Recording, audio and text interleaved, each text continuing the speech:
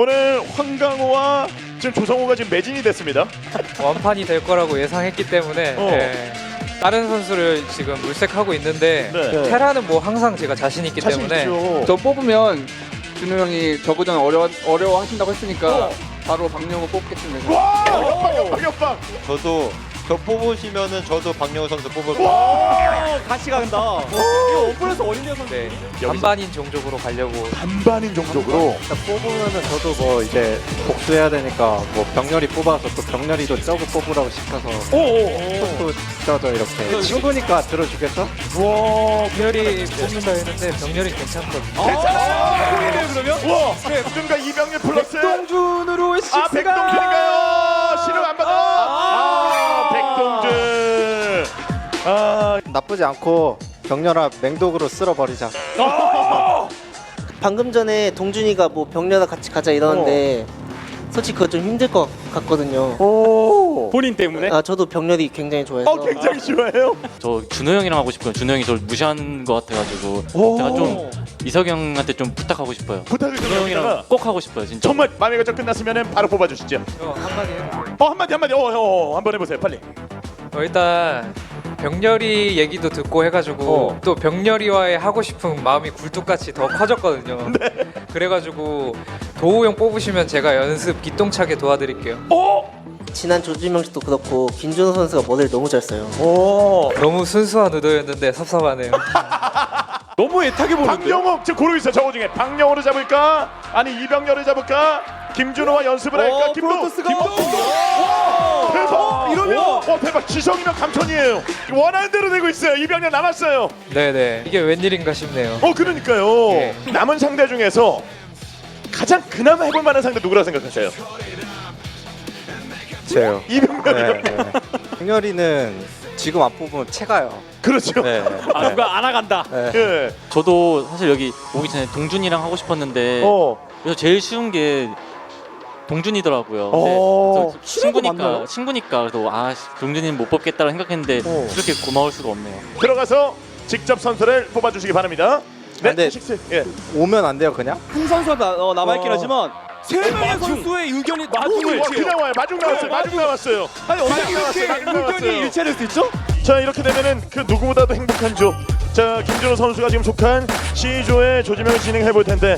두 선수 다 이 시조를 원하고 있을 것 같아요. 원해요. 네. 너무 원해요. 너무 원해요. 아무 조나 가도 상관없어요. 웰컴. 웰컴. 누구? 둘 다? 선수 모두? 아니요, 현우. 현우. 완벽한 행복조라고 할 수 있죠. 현우 오면 완벽하게. 네, 저도 당연히 현우 형이에요. 현우. 저는 이 두 선수의 의견을 따르고 싶지 않아요. 그래서 고민 중이에요. 그냥 저희 둘이 힘을 합쳐서 올라갑시다. 현우. 박영호 또 당했어요. 방영 또 당했어요. 평소에 처음부터 전현 선수 뽑을 생각이었고 그냥 들어보고 싶었어요. 왜 물어봐 그러면? 이용한 거예요. 한번 장난치고 싶었어요. 자 지금 재밌어. 아니 재밌잖아요. 그러면 네, 근데 여기 나머지 3명 분이 그러니까 저한테 상대 전적 앞서는 분이 없는 것 같은데 네, 왜 행복조인지 모르겠어요. 지금 너무 옛 영광에 취해 있네요. 와. 현우 형 잘하긴 하는데 제가 최근에 유일한 승리가 현우 형이에요. 근데 저도 전현 선수나 신영이 형이랑 한 번도 못 이겨봤는데 느낌이 달라요. 신영은 벽인데 한번 괴물이에요, 신영이 형. 아니 근데 되게 저 김준호랑 백동준한테 이번에 조지명 씨 속은 거 아니에요? 저도 두 명은 제가 그냥 이겨요. 그냥 이겨요 지금? 전 진짜 준비 안 해도 이길 수 있어요. 3명 다. 세 명 다? 준비 안 하고? 지금 당장에도 이길 수 있다. 지금 당장에도 지금 부스 설치하고 해도 이길 수 있어요. 지금은 서로가 자기 1등이에요. 지금 자신만만조예요. 저기 이렇게 되면은 C조까지 선택이 모두 끝나는.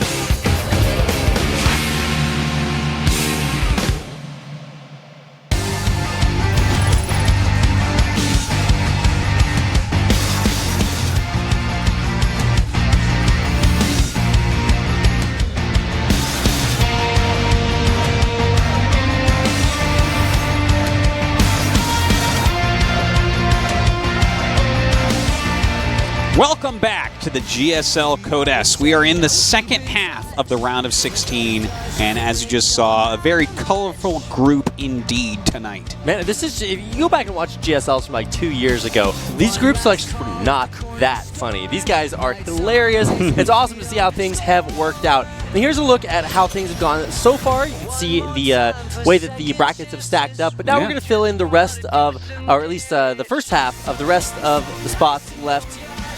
That's 2. Percents 51 through 75 are going to be done tonight. I just explained that the most difficult way possible. It was... Okay, herO is going to be one of our players. Deer, the next. Rogue, the only player tonight who really has not won really quite as much as the other players have. So a lot to prove for the generic Green Wing Zerg. Yeah, and of course, Beyond, a champion and a world champion.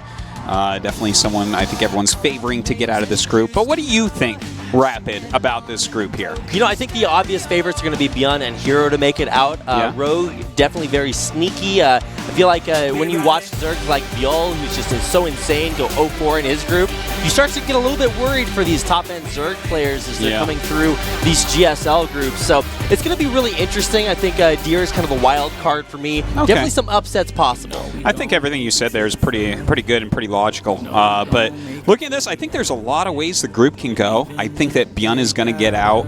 Most likely, like I'm really kind of thinking Beyond will get out of this group. And obviously I think herO is maybe the best Protoss in the world and has been for a while now. So those are the kind of the obvious picks, but I can see things like Deer upsetting herO, Deer upsetting Beyond, and I can see Rogue taking down both Protoss players. So if Beyond gets out in first place, I could see Rogue possibly running through this group. I think that, you know, with the new patch just coming out, there are maybe some new things that have occurred to some players and not to others that might give players like Rogue, who's traditionally pretty creative, a way to just kind of stomp through this, really surprise us all. Speaking of also surprising, our first series of the night is going to be herO versus Deer, and that is a set that just happened last week in SSL, and Deer upset herO 3-1, which at that time was like just so surprising considering how dominant herO has been in SSL so far this season. Well, I think Deer is someone who, as far as PvP goes, has historically had a ridiculously strong PvP matchup. Like his fundamentals, I want to call it, of the match are really, really strong. He understands like times when he should be moving out, times when he should be defending, and just plays a very solid style. So I'm not too surprised to see that victory over herO. herO definitely is a very good PvP player, but sometimes his like aggressive tendencies don't work as well in this matchup because it's hard to kill a Protoss in PvP. All right, well, if you look at Deer's win ratios there, the 100% is a little bit deceptive.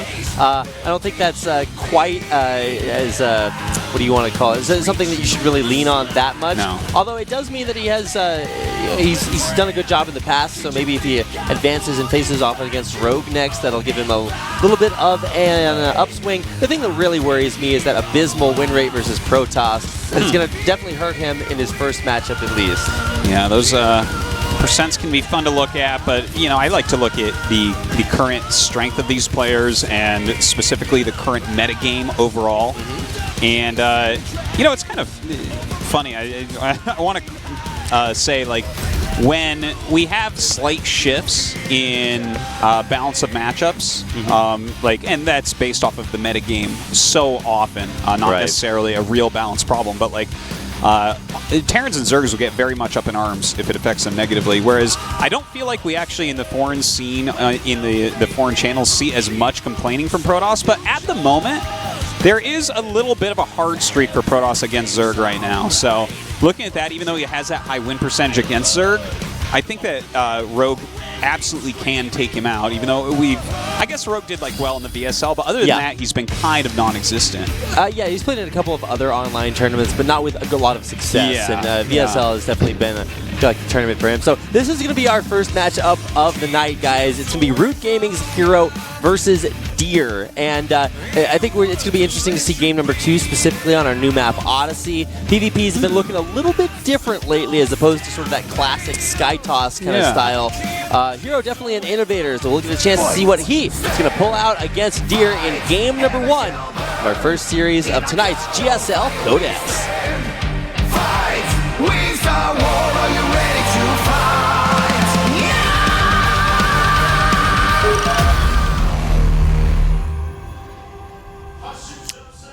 And here we are. Our first map is Abyssal Reef. Our first Protoss player in the blue. He is Root Gaming herO.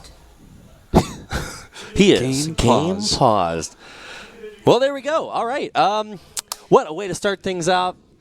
If only Tasteless were here right now, then he would have something funny to say to not make this as awkward. Well, I mean, he should be here because they should be using the Tastosis voice pack, Oh, that but I is guess there was a true. mistake made there.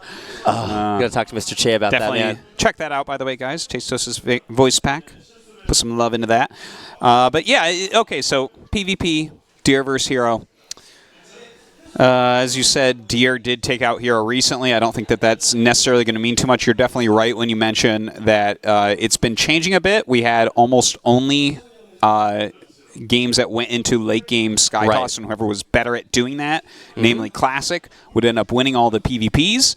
But with this recent patch, it definitely has changed. Tempest with additional damage against carriers now, which we haven't even seen that matchup of Tempest versus carrier since it's happened at the pro stage. But also Void Rays, when they turn on their prismatic alignment, basically enter siege mode and become immobile. Yeah, I actually have not seen a Void Ray since that change has happened. Yeah, I think we saw a few day it's number a pretty big nerf to the Void Ray, to be honest. Yeah. Which is, and you know what?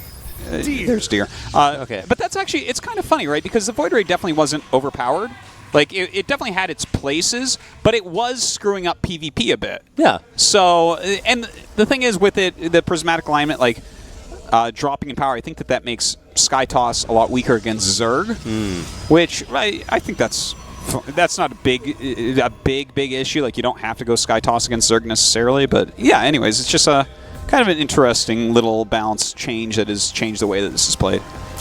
All right, well, the balance change to our audience is that now we have this Hot 6 zone. You guys can sit in and get as much Hot 6 as you could possibly want to drink, and I think they give out some prizes there, too. So you come down here to the audience. And there's 6 chairs. That That true. just occurred to me. Did it occur to you before? No, it actually didn't. Okay. I was going to pretend, and I was like, well, I'm an unbiased caster. Obviously, you did it on purpose. It's like, well, okay, well, I did. It just occurred to me. If it was Hot 7, would they have 7 shares Artosis? Yeah, I think they would. I think that's just I think you're the right probably thing correct to do. there. Congratulations, you passed the test, Artosis. Yeah, thank you. All right, we can now determine your IQ because of that.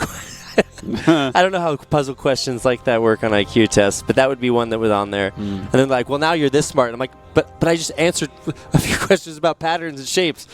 How does it work? All right, so here comes Deer.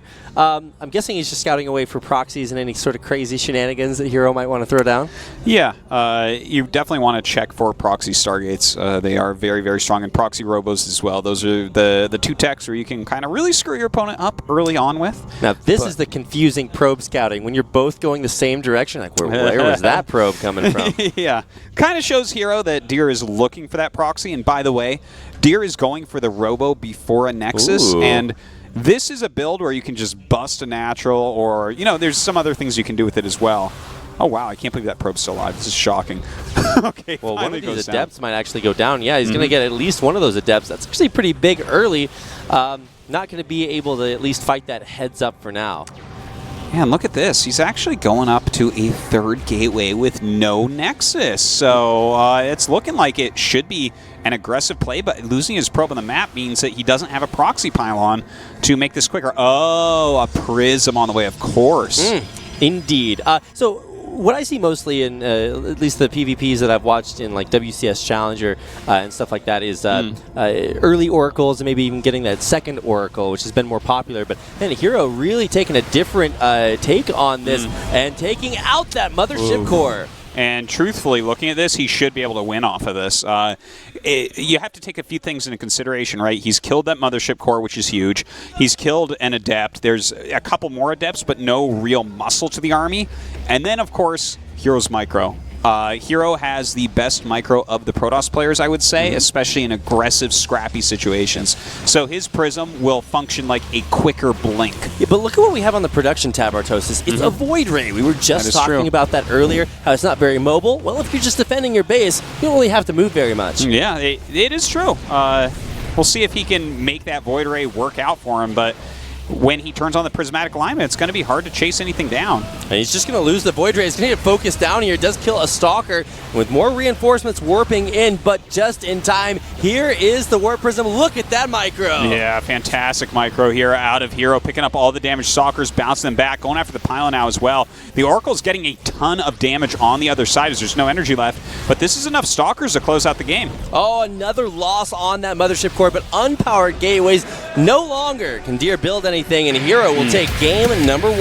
Yeah, that was a nice build from Muse. Very aggressive. I mean, it hits so quick that there's not even really that much hiding going on. And when you have micro like herO, you can pull something like that off. Also, a little bit careless by Deer to lose those first 2 Adepts, especially when you're taking that much of a hit early on. And the Mothership core, had a lot of energy on it. You only got 1 overcharge off. That's really painful. When he lost that, it's kind of like, okay, I know how good herO is. You should be dead. Well, respect for Deer to scout early, look for those proxy pylons, but I think you just have to worry about losing a straight-up game like that. He was trying to get in there and scout for it with his Adepts, but when they died and then he saw that he was going to be facing an early rush, it's like, oh, well now you're just super dead. And that's going to bring us to game number 2 on Odyssey. Okay, Odyssey, one of our new maps. Doesn't necessarily mean it'll look too weird or too different in PvP. You have to have a map with like a walled-off natural to get a really weird game on top of a ramp like Proxima. But anyways, Odyssey, here we go. That's right, game number 2. Get out there, tell your friends the GSL is on. This is the place to be. Game number 2 coming up between Deer and herO.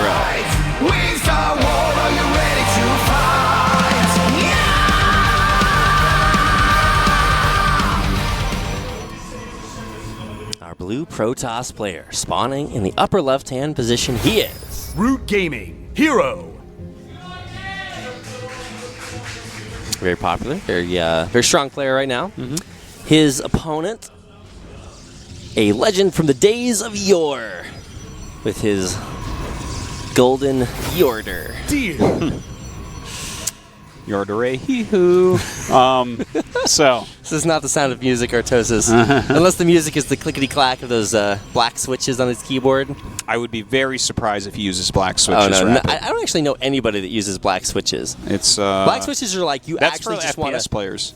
Oh yeah. Like I think Counter-Strike guys generally use black switches. Well, that would explain why I don't know any people that use StarCraft that. guys use brown switches, and then you got the weirdos that use blue. Yeah, I actually use blue switches. Okay.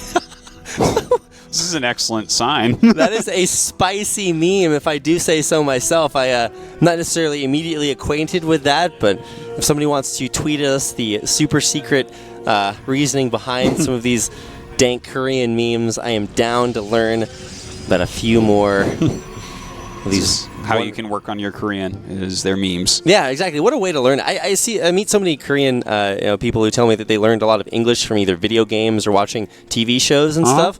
Imagine learning your English from English memes. Like, I think you'd be pretty bad at English. You'd have to just be on internet forums to speak with people.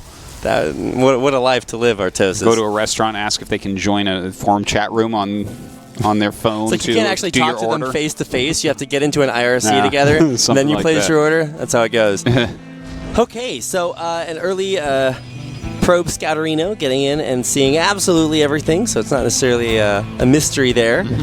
And back at home, it looks like both players going for the Adepts this game. No Stalkers just yet. Yeah, both players will be poking around with those Adepts. Of course, with the wall up for herO, it's unlikely that he will allow those Adepts in really at all. If you're going to make that wall, you should be babysitting that area. And it looks like herO is actually going to go into a couple more Adepts and a Stargate. Now, because Deer did not wall his ramp, I really like this type of play against that. He can sacrifice some Adepts while getting a few probes and force overcharges. And that kind of clears the way for the Oracle to possibly, if you are not perfectly defending, do a lot of damage. Yeah, it's a really cool thought process. Your initial units setting up for units to come. The next generation. All right. Looking forward to the future. Unfortunately, StarCraft is not a game with renewable resources. In Brood War, you can actually just mine from gas geysers forever. Yeah, minerals do go away, though. Yep. This is some nice chasing down right now by herO. Actually dealing a lot of damage to those Adepts of Deer. Trying to shade in now with a couple of these Adepts.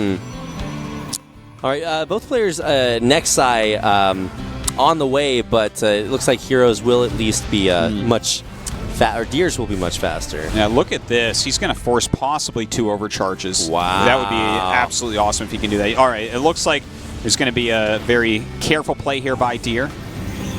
Only 1 overcharge used thus far, but already 4 probes at... Oh, my God. Wait, he uses another one without that finishing. Why?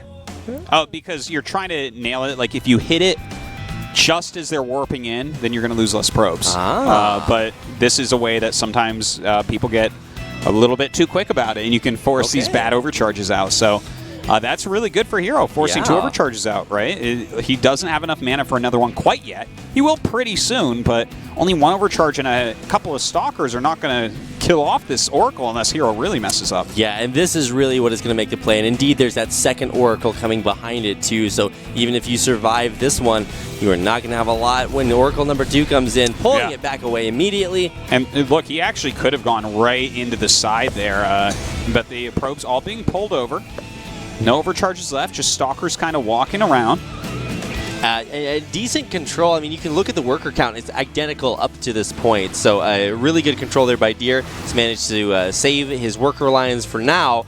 Second Oracle is out, but see how effective they are. Still trying to get in here with more Adept harass, but I don't know if that's quite worth it, Artosis.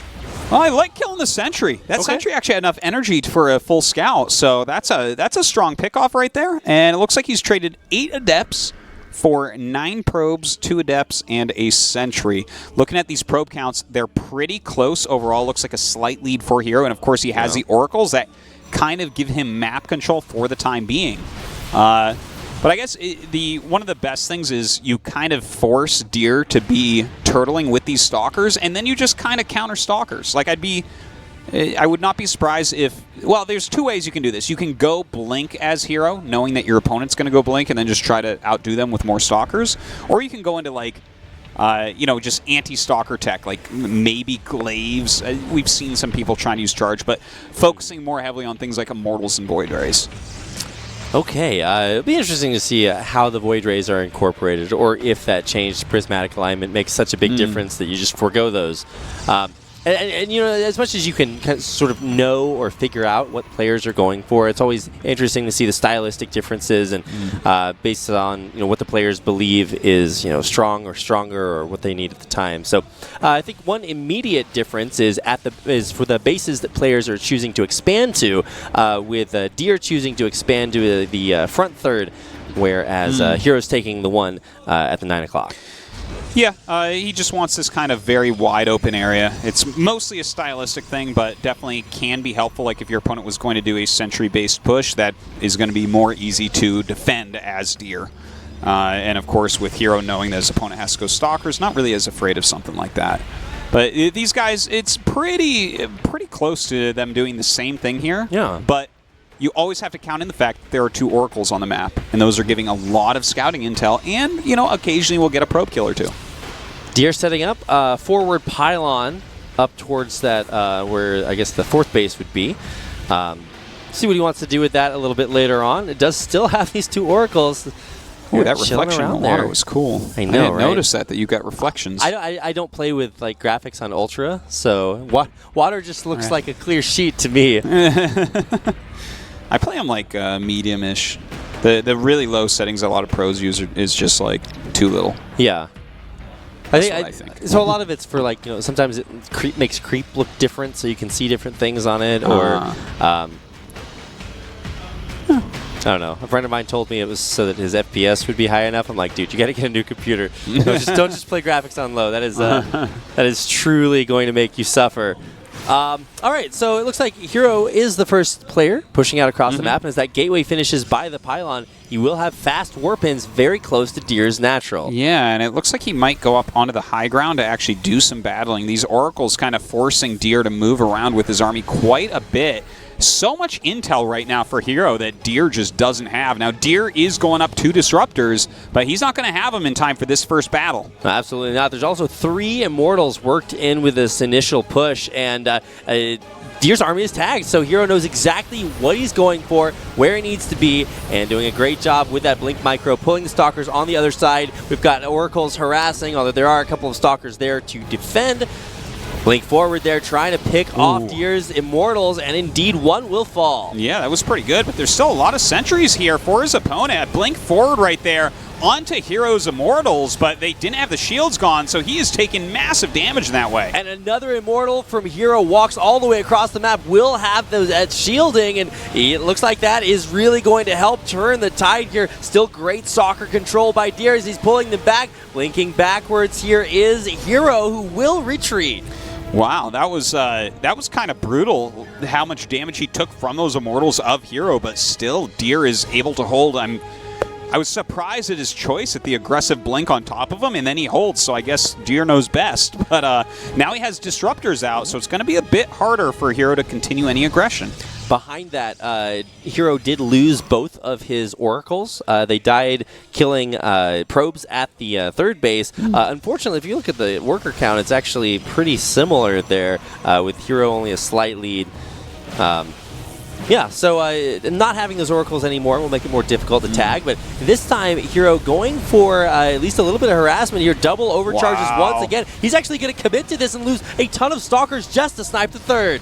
Yeah, oh my god, that recall was so good. Wow. Oh, I was like not even looking at the Mothership Core, I was like looking at the army, and I'm like, okay, so he's going to lose like 2-3 Stalkers here and the Immortal trying to get away. And then he just recalls? That was smart. So sick. So smart.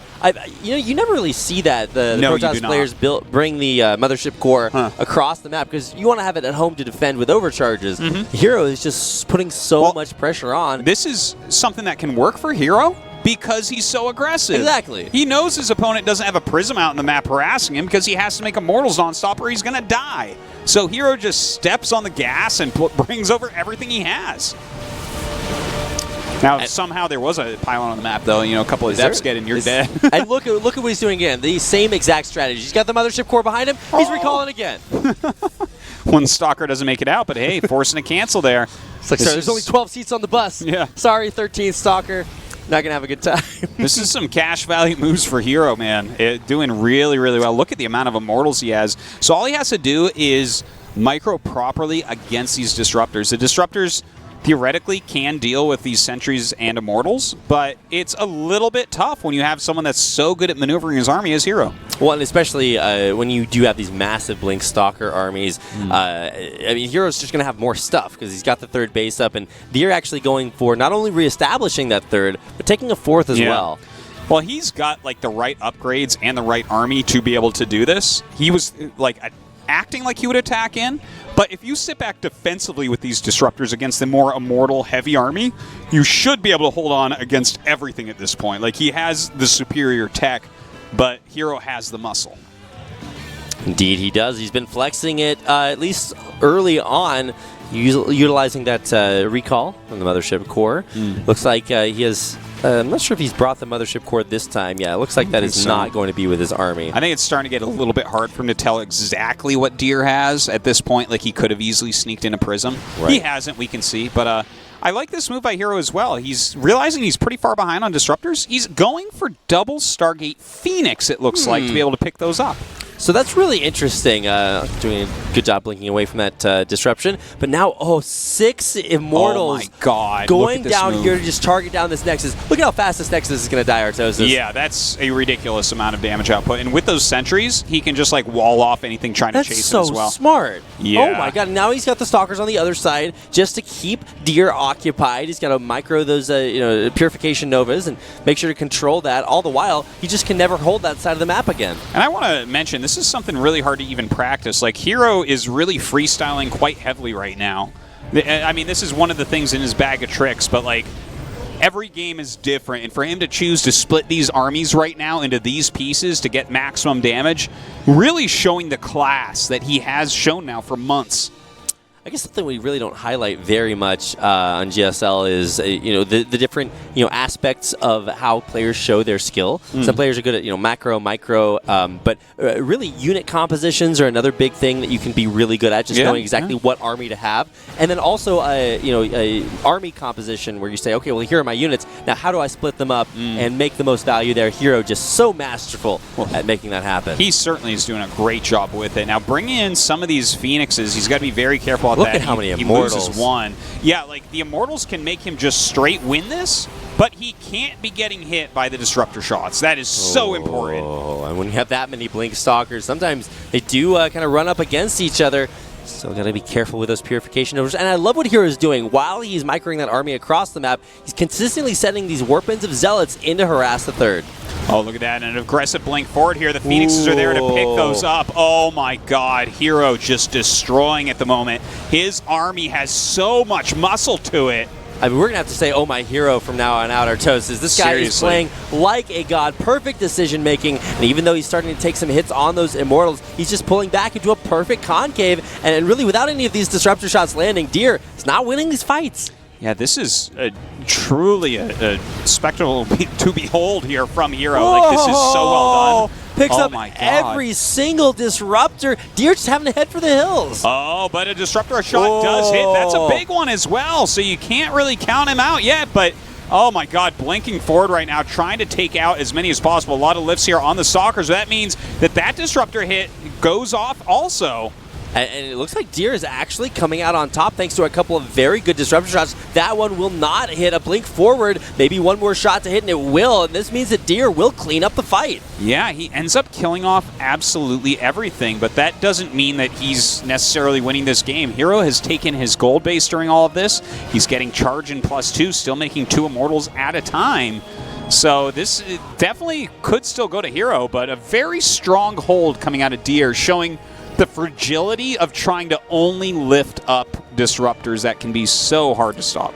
I mean, if you just miss it one time, one Disruptor shot is kind of all you That's need. what we saw, right? It was like one Disruptor shot hit, and then Deer's like, okay, let's do this. Yeah, impressive micro by herO to just pick up the perfect amount of Disruptors, go forward exactly what he needs to cancel those Purification Overs, and then he just misses one, and all of a sudden it's Crisis mode. Look at this, 4 DTs going into that 4th base location. The cannons are on the way, but they are too late. So many probes starting to fall, even canceling those cannons, giving up this base. Stalker's ready to hit that 3rd as well. And even dropping in the main, oh my God, herO just looking ridiculous. I mean, how many strategies, how many moves do you really have to defend yourself against? First, it's the multi-pronged harass, sniping the Nexus into a Mothership Core recall, and then he's got just like crazy lifts on his Phoenixes to cancel the Purification Novas. Now he's warping in and has DT tech going. It's like he's just pulling every single trick out of the Protoss handbook. Yeah, GG.